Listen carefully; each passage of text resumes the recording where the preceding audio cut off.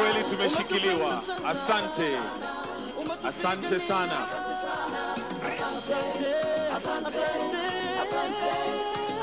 Alright, DJ. Asante sana. Naomba tuweze kuketi na tuendelee na mwenyekiti. Karibu.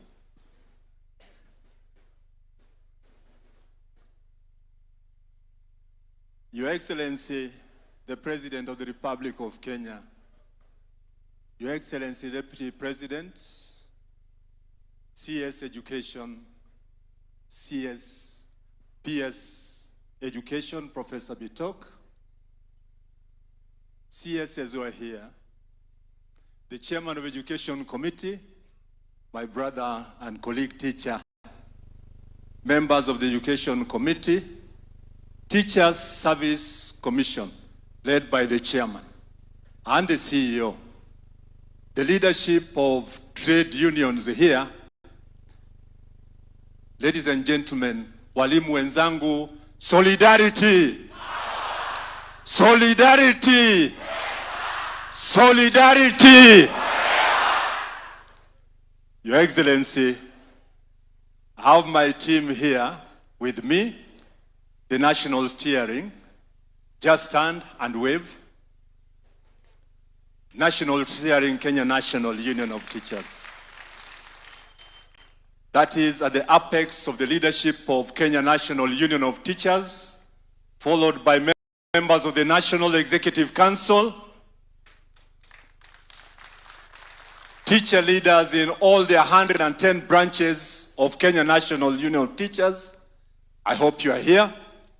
Asanteni sana. I listened to His Excellency, and I want to be very frank. As teachers, when we went to college, one thing stood by us. No one taught like this man.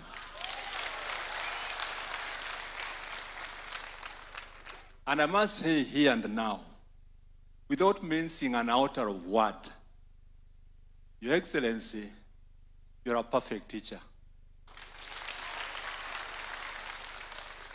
Hands-on.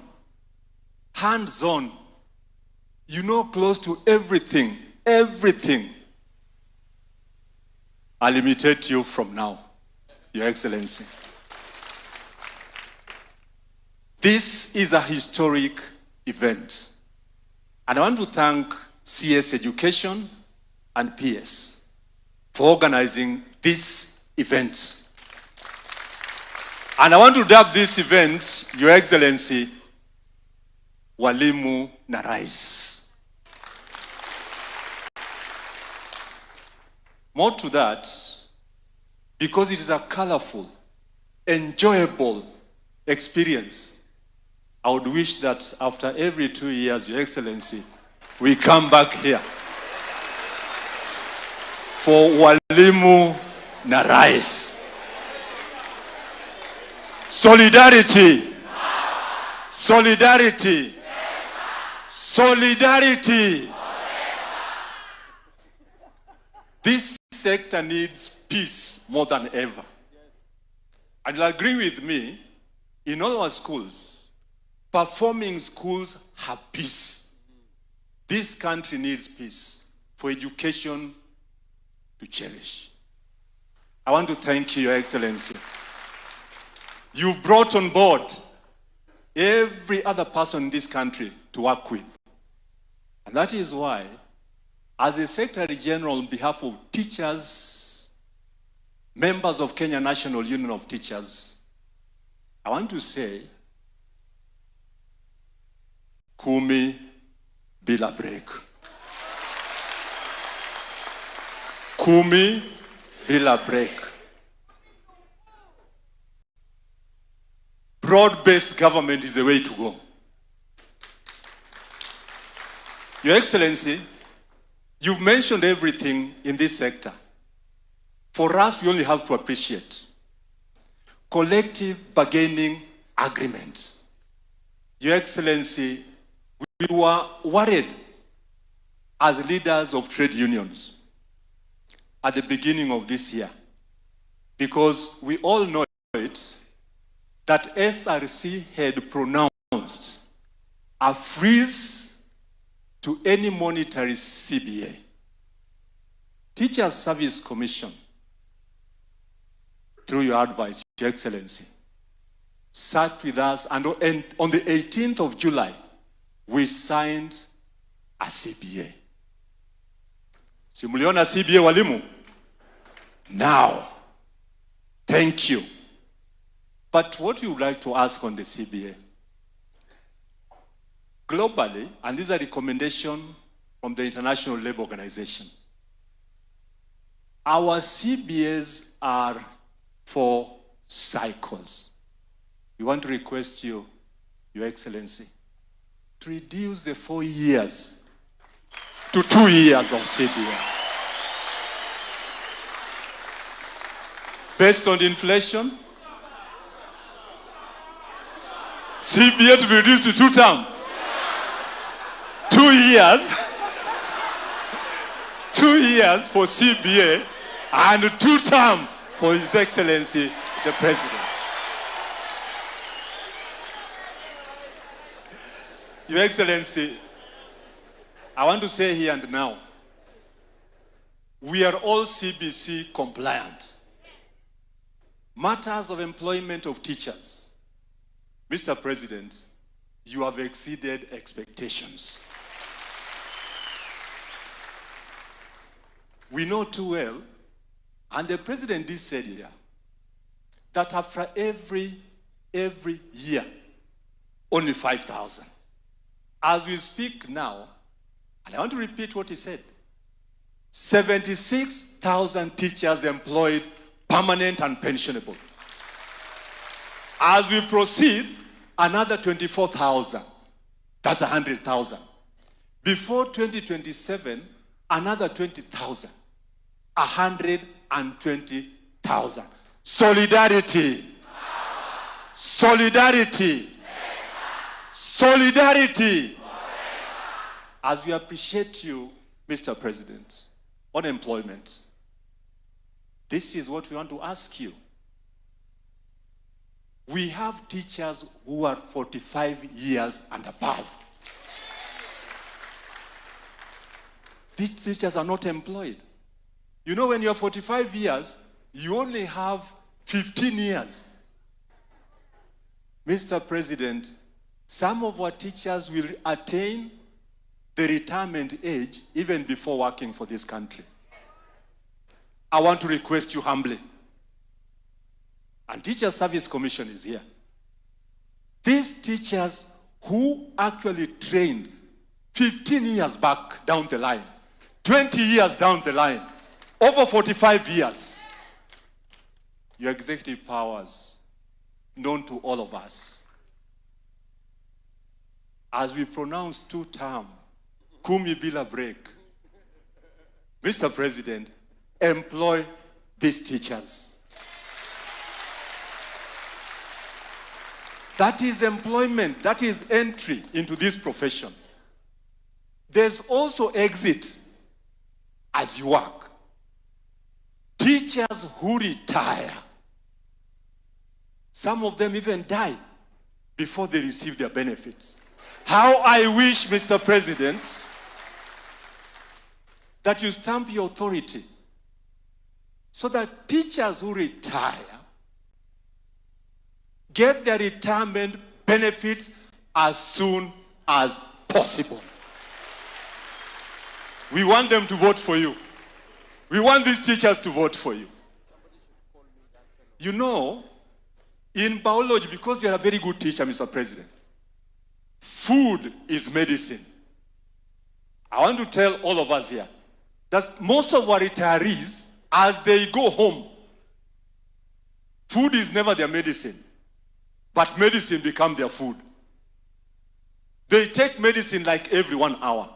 We want these teachers to be paid their benefits early enough so that they stay strong to vote for you, Mr. President. I'm sure you are able to unlock the overstay that is there that don't allow teachers to get their pensions in very good time. Education reforms. Nani kama wewe rais? Nani kama wewe? Nani kama wewe? Wajua Kiswahili si mdomo changu. I got it from His Excellency. Wakenya ni watu wa kujituma. I want to confirm here, Your Excellency. Walimu hapa Kenya ni watu wa kujituma zaidi. Because looking at the work that we do, and I'm happy, your deputy, His Excellency, was a teacher like us. Mwalimu. And you know too well. Fire must fire. Noma must noma. Now, there's no single government that can pay a teacher a salary commensurate to the work that a teacher does. And so, tunajituma zaidi. Kazi ya elimu tunapenda. Walimu Kenya hii ni watu wa kujituma zaidi. I want to say here and now that on education reforms, before you came in, Mr. President, the sector of education was getting to rot. The Presidential Working Party on Education Reforms has brought us far and wide. Domiciling grade 7, 8, and 9 to primary schools did two things, Mr. President. One, access to education. Two, poor parents could afford to have their children in school. Imagine the situation where grade 7 went to a secondary school, grade 8 to a secondary school, and grade 9 to a secondary school. I want to assure you, Mr. President, as the parents and as these teachers, education has become affordable. Affordable. Affordable. Because of the recommendations of the Presidential Working Party on education reforms. And more so by domiciling grade 7, 8, and 9 in primary schools. Now here comes the sessional paper number 1. This is my ask. This is my ask, Mr. President. The sessional paper number 1, which of course was number 10, 2024, now number 1, 2025. Where has this sessional paper disappeared to? Because we want the president to succeed. We want the president to succeed. We want the president to succeed. Where is the sessional paper? Number 1 of 2025. And our head teachers have worked a lot. Head teachers, congratulations. You've made His Excellency proud. Because grade 7, grade 8, grade 9, now transiting to grade 10. Hongera, head teachers. And as I appreciate you, Mr. President, these teachers, head teachers, were head teachers of primary schools. They are now heads of comprehensive schools. And you know, in the trade union,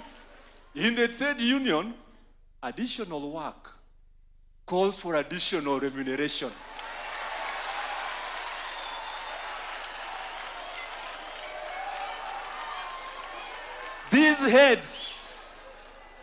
These heads are even capped in D1, and they'll never go beyond D1. My ask on behalf of these heads, just a pronouncement, Mr. President. Just a pronouncement. Just a pronouncement. Just a pronouncement.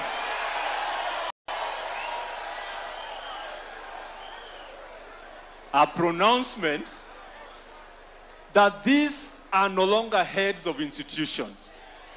Because they man junior secondary, junior schools. It will not be bad, Mr. President, if these heads are declared principals of those institutions.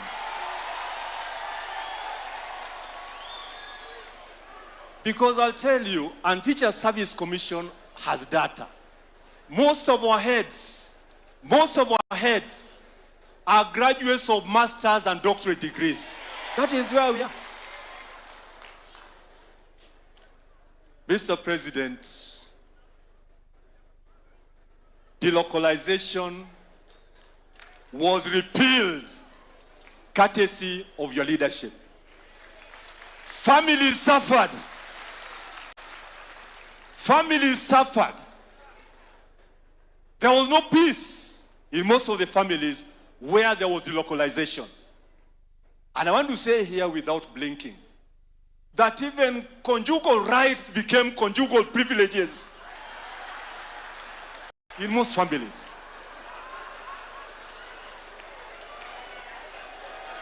Solidarity! Solidarity! Solidarity! Mr. President, this policy has to go, and go once and for all. Why I say so, Mr. President, delocalization has come in again through what we call promotions. A teacher in Nairobi is promoted, only 4 months retirement, and posted to Kitui. Posted to Kitui. Posted to Tana River. Yes, it is a policy. How I wish the way you came up, Mr. President, to repeal delocalization.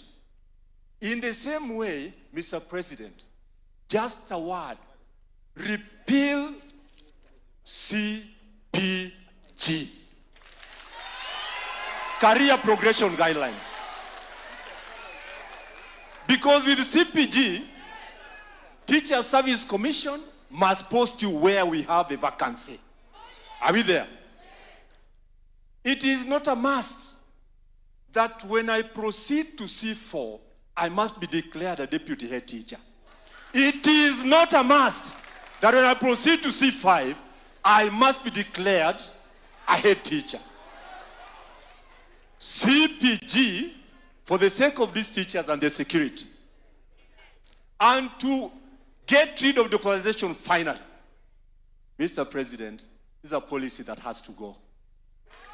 CPG has to go. CPG has to go. CPG has to go. CPG has to go. Finally, my dear President,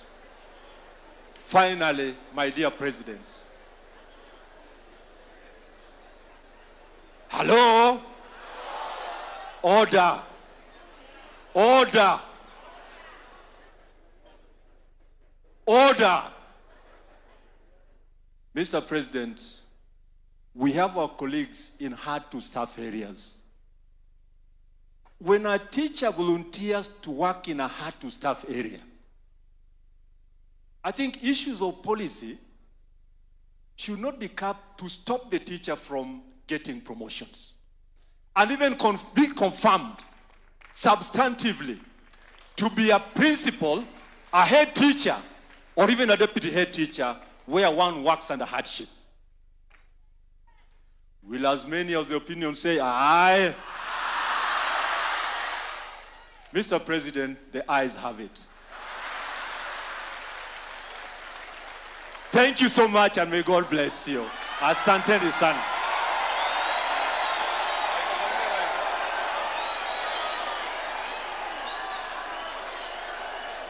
Thank you very much, Collins OYUU, Your Excellency, the Secretary General of Kenya National Union of Teachers. Your Excellency, sir, allow me now to invite on stage the Secretary General of KUPPET, Akelo Missouri.